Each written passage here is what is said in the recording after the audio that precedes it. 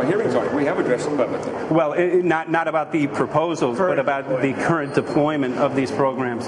Citizens. I don't support the current deployment. I think we need to have more research, and they have consequences that go beyond one nation, and so I think that there needs to be governance to that. Governance is not simply an issue of deployment, but governance before deployment in terms particularly of large-scale scientific fieldwork.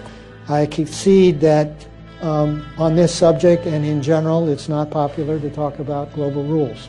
And when these people started talking about the need for UN Security Council oversight, a supranational environmental security enforcement with a strong mandate by the UN, you know, it really is clear that they're looking for a global power behind the manipulation of the environment. But I do think it needs to be sort of an international kind of treaty that does tie and bind all nations into a common fate. It is a common fate. And unfortunately, it's not just big governments that could do this. It is small governments. It is billionaires probably could figure, I'm going to save the world all by myself, and I won't bother to mention it. How do we decide when there's a planetary emergency? Whose hand is on the thermostat? How do we decide when to start it? There's no way to do that right now. And what if we do start doing it, and then by some problem with the technology or with the will, we can no longer do it? In a year or two, the aerosols will come out of the atmosphere and temperatures will shoot up at a rate much faster than it's going up now. And it's that rate of change that's hard for us to adapt to. So once we start it, we'll be sort of locked into doing it for a long, long time. And so that, and with basically no end in sight. Boeing would pursue this to make a profit, right? I mean, the financial motivation to do this. Let's see. So let me not speak for Boeing. Is that allowed? Okay. Yeah, well, it is what it is. No, but someday, if the U.S. is going to decide to do this stuff, they're going to look to a company who can do it, and you want to be positioned. Boeing would rather get it than Lockheed Martin. So certainly we have an industrial base that helps the country take on technologies and large-scale challenges like national defense. And we do that both for a profit motive as well as, I think, as a national service. So I think it would be truly disastrous if, you know, we discovered a few years from now that there was a black program that some government had stood up to sort of learn on the quiet how to do this. It's pretty clear you can cool the planet, but you will not and cannot bring it back to exactly the same climate state you started with. So you may or may not, and I expect we'll have a lot of back and forth about how useful it is to ameliorate the risks of climate change. I think there's a good evidence it probably is useful, but we don't know. But it certainly can't get you back to exactly the climate you started with. I think everybody agrees with that. Do you think you'll see deployment in our lifetime? Let me say I hope not. Al? I would agree. I hope not. I hope not. Okay.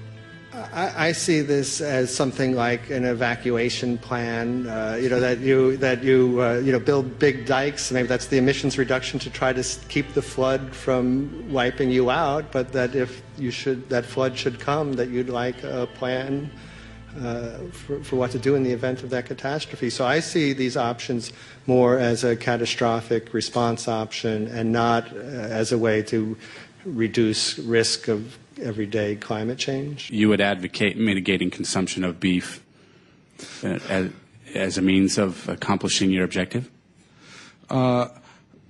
Yes. How would you suggest going about that? You can't. I mean, it's your job to decide what to tax and what not to tax. Obviously, if you wanted people to behave differently, you give them incentives and disincentives for behavior. But I'm sure that's the answer you wanted to hear, Mr. Smith. If only my time had not expired. Thank you, Mr. Chairman. Because there's literally aluminum and barium contamination found around the world, believed to be from these programs. Like, look, today over the Capitol looks like they're deploying some type of aerosol. Did you see it? No, I didn't, but good to see you.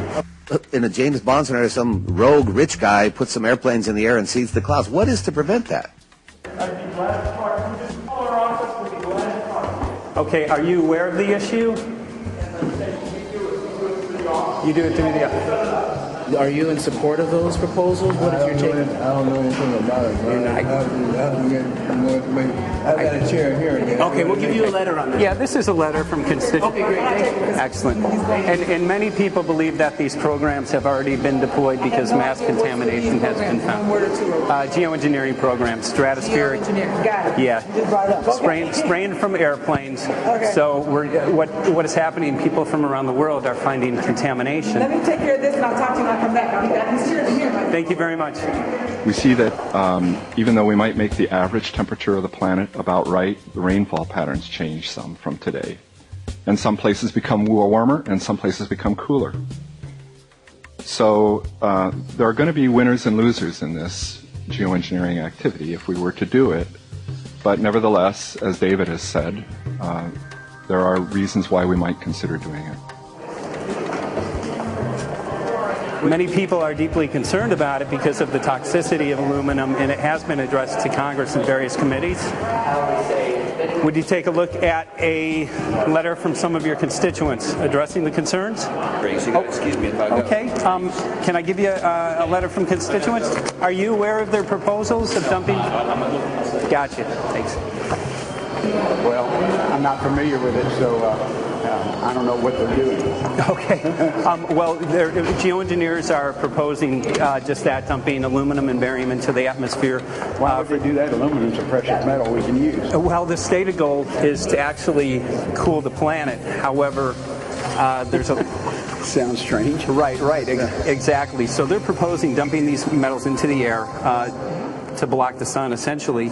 We're here just to find out what members of Congress are I hope aware. we would have a strong hearing on that before we decide to do. I would hope so. And there's plenty of evidence that not only suggests that these programs have been deployed, because we're finding contamination of aluminum and barium on the rain, snow, and soil. Okay, thank you. Thank you.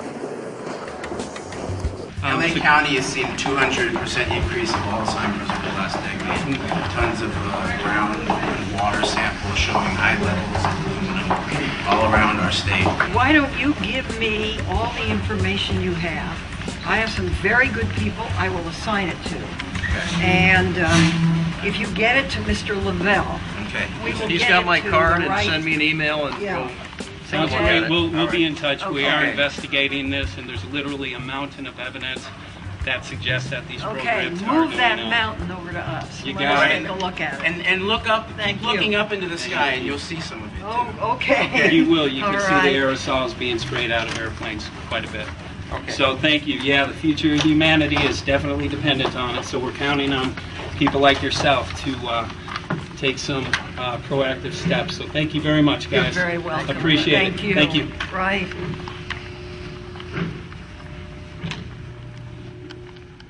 A lot of Congress was running down the hallways to avoid answering any questions, looking for doors in the hallways. So apparently the war is against all of us, and we're all in a hostage crisis. People who took an oath to uphold and defend the Constitution are not only know this is happening, are participating in this. And all of us have a duty to stand up and speak out about it. Why is the water being contaminated? Why is the soil being contaminated? Why are aluminum-related diseases going up? And it's affecting all of us, and thus we all have the duty to stand up and speak out and get educated and stop this. For our own sake, for our children's sake, it is a crucial moment in history right now. As human beings, we need to decide whether to live on our knees while being sprayed and poisoned every day, while being under a continual threat, or whether we are going to stand up and live as free human beings and seek truth, justice, peace, and freedom for all of God's children. So as you can see, we're ending our film here in Washington, D.C. We've made many public officials aware of this. Most of them either denied any knowledge of this, or they simply were unwilling to address the situation with us. So as you can see right behind the White House, we do have aerosols behind us. The spraying has continued. What is the solution? Is the solution here in Washington, D.C.? Clearly, this is one of the solutions, but the solution is not only here, the solution is within you. This issue affects all of us so deeply. So you need to look inside. Please get active, get involved, start spreading the word with growing awareness. About 90% of the population, we believe, is unaware of this issue, which means 90% of the people who normally might do something if they knew are not doing anything because they are unaware. So please look into your heart, use whatever skill you have to get the word out. The future of humanity is dependent upon it.